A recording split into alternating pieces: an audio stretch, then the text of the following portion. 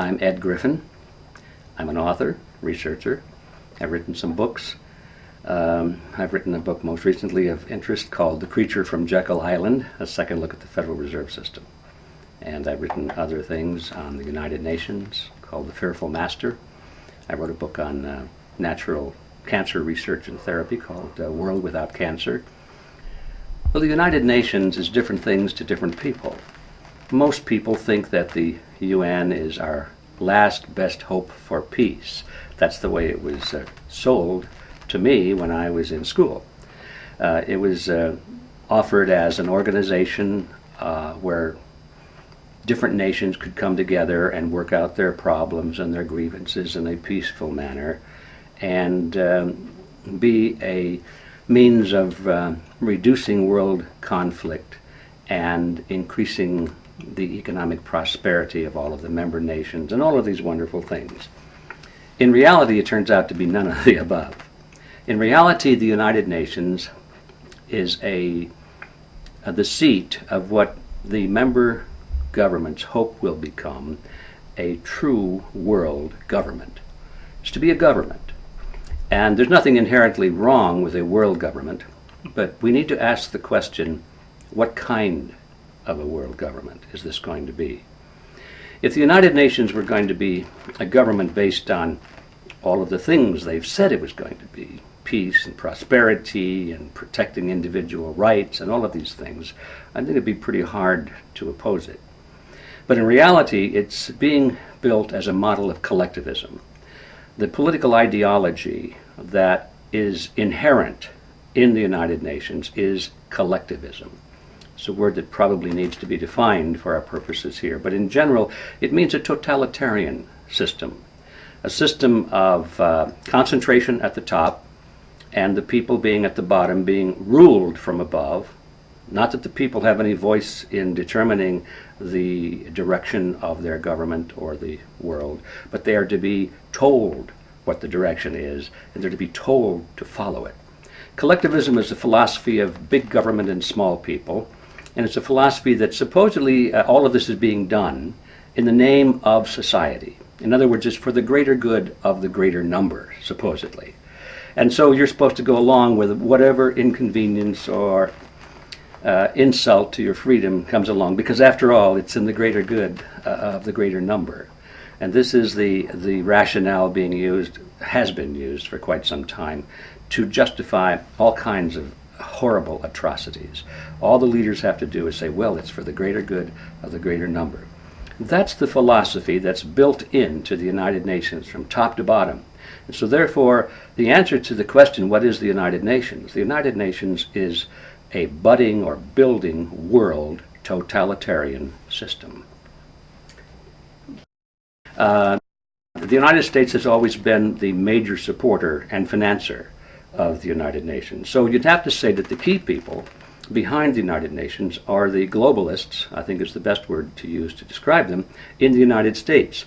Now, who are they? They would be politicians, they would be people in the State Department, they would be international financiers. You must remember, for example, that the land where the United Nations is seated was purchased by the Rockefellers and donated to the United Nations. Well, they didn't do that as a means of being great humanitarians, although that's the image that many people have. They did because they had a keen interest in building this new world order, and they thought this would be the seat for it, and so that's why they did that. So the people behind it in the United States are the international financiers who are located here, primarily the Rockefeller Group, and what's left of the old J.P. Morgan Group, and some of the larger banks. But primarily, you find most of these people in an organization that is not well known, but definitely very important. It's called the Council on Foreign Relations. It's a group in the United States with about 4,000 members at the most. And yet these people, number one, are all dedicated to building a new world order, a global government, based on the model of collectivism. And number two, you find them at the tops of most of the important organizations in this country. You find them in government. About half of our presidents and vice presidents and just about all of our secretaries of state and secretaries of defense and heads of the CIA and the FBI and all of the important positions in government. If you look at who these people are over the years, they're members of this Council on Foreign Relations. Most of the great universities they have as their president or their board of directors dominated members of the Council on Foreign Relations. The news channels, ABC, CBS, NBC, the Turner Broadcasting System, Murdoch. I mean, Murdoch is a well-known member of the Council on Foreign Relations. So all of these major power centers of society are in the hands of this small group, under 4,000 members. And so you ask who's behind it. If you want a list, that's a good place to start. Write to the Council on Foreign Relations office in New York, as I have done every year, and I ask for a membership report or an annual report. And on the back of each report, they proudly list all of their members. So that's where you find who is behind the United Nations. That's a hard word for many people to accept, or a phrase, to accept that we have an internationalist elite. A lot of people believe that, in this country, we're the masters of our own political destiny. We don't have an elite. Maybe we have some rich people. Yes, we have some powerful people. But the idea of an elite or an international elite is foreign to the thinking of a lot of Americans. But the truth is we do have one. And their intention is to, number one, maintain their positions of being the elite, having vast power and control and financial wealth. And number two, to extend it to the international level. We have these international elites, we call them international, but basically they're housed in each nation. We have them in England and France and the United States and Germany and so forth. And now the big move among these people is to coalesce into a true international elite, whereby they will be operating through the governmental power of the United Nations. Now they really have clout, because there's no nation in the world that can escape their power, because the way these people work is that if they want to accomplish something, if they have an agenda, let's just pick one at random, disarmament, or another one, population control, or something like that. As it is now, they have to convince each of the respective nations and their governments to implement those agendas. But once you have a true United Nations with true governmental power, with real military forces, and once you have turned over to these agencies of international power control over your armies and over your air force and over your weapons of mass destruction, you have created a global government which is cannot be challenged by any nation whatsoever. So now these international elites do not have to worry about convincing the governments in each part of the world. As long as they control the center of this power, which is the United Nations, they therefore can control the world. It's a very heady wine, I'm sure, but that's what their objective is.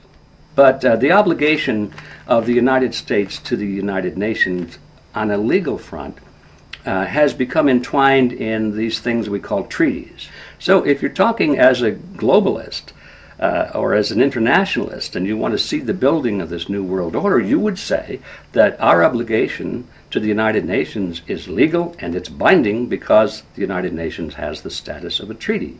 And then we have all these sub-treaties that follow along after it, NAFTA and GATT, and all of these organizations that are created. Those are all based on treaty agreements. And so, piece by piece, they have been weaving this fabric around us, like the little silk threads that the Lilliputians wrapped around. Who was Gulliver in Gulliver's Travels? I mean, any one thread you could break, but Gulliver woke up one morning and he had these thousands of little threads around his body, and although he was a giant compared to them, he could not move. They had captured him. So I think that's basically what's going on. And in that sense, we have this obligation to the United Nations because we're being bound down by thousands of treaties, and it's destroying our independence.